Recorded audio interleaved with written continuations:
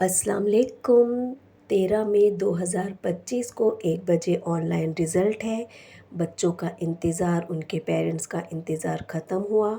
यहाँ पर 3 लिंक्स दी गई है। आप इनमें से किसी भी एक लिंक पर जाकर अपनी डिटेल डालिए। अपनी मार्कशीट से डिटेल बिल्कुल सही डालिए। नाम के स्पेलिंग, नंबर, सीट नंबर, हर एक चीज़ सही से डालिए और इंशाल्लाह बेहतरीन रिज़ल्ट पाइए। ऑल द बेस्ट और बहुत सारी दुआएं सभी बच्चों के लिए। बच्चों, रिज़ल्ट जो भी आए उसे एक्सेप्ट करना है, खुशी खुशी एक्सेप्ट करना है और अपना हॉल टिकट वगैरह अभी से ही रेडी कर लो ताकि कल कोई अड़चन ना हो। कभी कभी लिंक खुलने में टाइम लगता है तो बिल्कुल डिस्टर्ब नहीं होना है, ठीक है। सुकून से हर काम करना है।